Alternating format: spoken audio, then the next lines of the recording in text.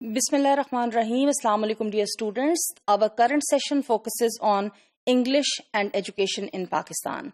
I hope by the end of this session you will be able to understand the role of English language in the education system of Pakistan.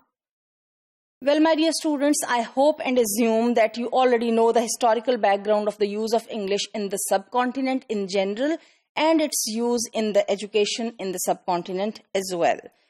From the historical positioning of English language in the education policy of the subcontinent under the colonial rule, it set certain standards and it set certain practices that are followed to date. Well, when it comes to Pakistan and, the use of language, any language in education system, the language policy issue in higher education in Pakistan has not addressed adequately, this issue of use of a particular medium or of a particular language in this regard. And various education commissions have tried to address and resolve it, but it has not been solved to date. English is one of the official languages of Pakistan throughout since the very independence.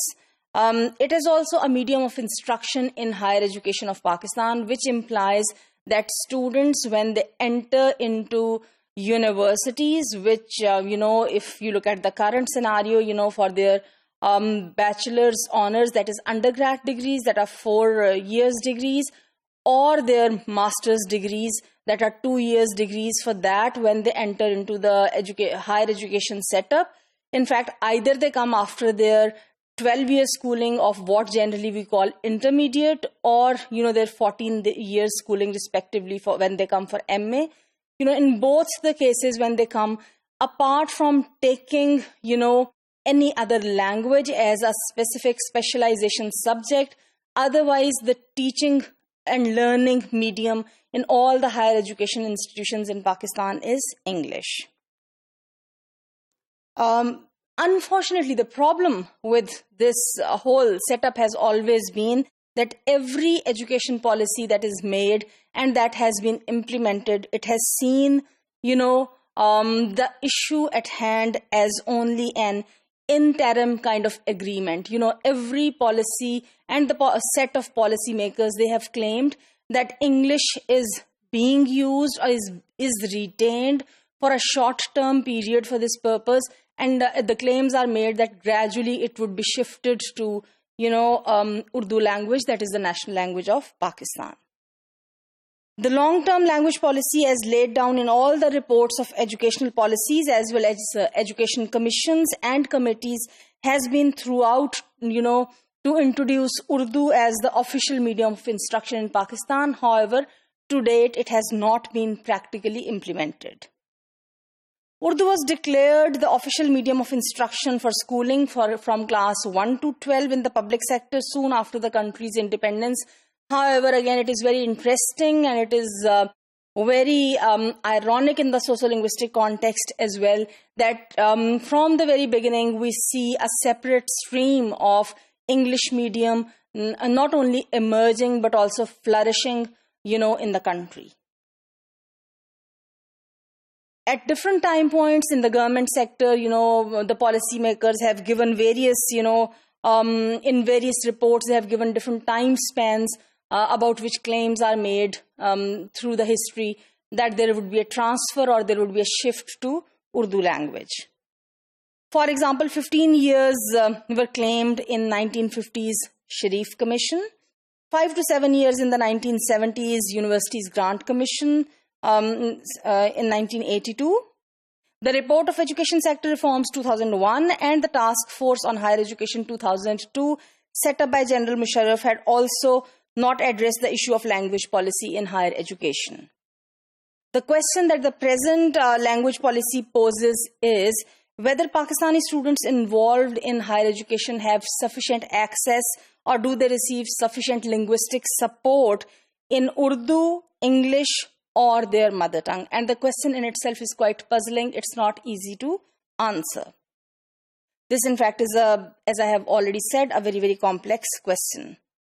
whether to promote Urdu as the national language of the country for ideological purposes, or to keep English in keeping with the demands of the emerging global market. This is a tough question for the educationists and for the policymakers of Pakistan. In making these decisions, language learners' difficulties in relation to English language as the medium of English, or developing sufficient, materials that are not only sufficient but also are of high quality, good quality in Urdu for higher education. This is a constant tussle that is going on, and no solutions are found for this. One of the major problems is that as far as Pakistan is concerned, the areas of education planning and policy making are very less researched about. Only a few sociolinguistic surveys involving schooling, etc. in Pakistan have been conducted or carried out, as Mansoor 1993 and Rahman 2000 to have done or pointed out.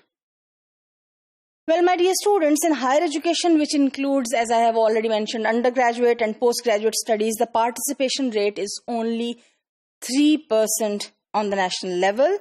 At this level, English language teaching, whether it would suit the demands of the times or should it be replaced with Urdu, what would be the repercussions of all that? How would it impact on the subject command and competence in relation to the command and competence in language? These are serious questions. Abbas 1998 asserts, despite the massive inputs into the teaching of English, the national results have always been poor. The performance of students, generally speaking, as learners of English has always been poor. Especially when it comes to the academic records, most of the students fail in English language at BA level, and this is a general truth that is known by everybody. So failure in the English examinations is mainly attributed to the flawed pedagogy and to the material design processes, as well as the teaching methodology, especially the use of grammar translation method. The question that arises is teaching of English necessary for all levels of population, or there needs to be stratification of all this? In fact, as far as today is concerned, English is a compulsory language from class 6 to BA in all schools that are the public sector schools, the exceptions being Sindh and Punjab, where English is compulsory from class 1 onwards.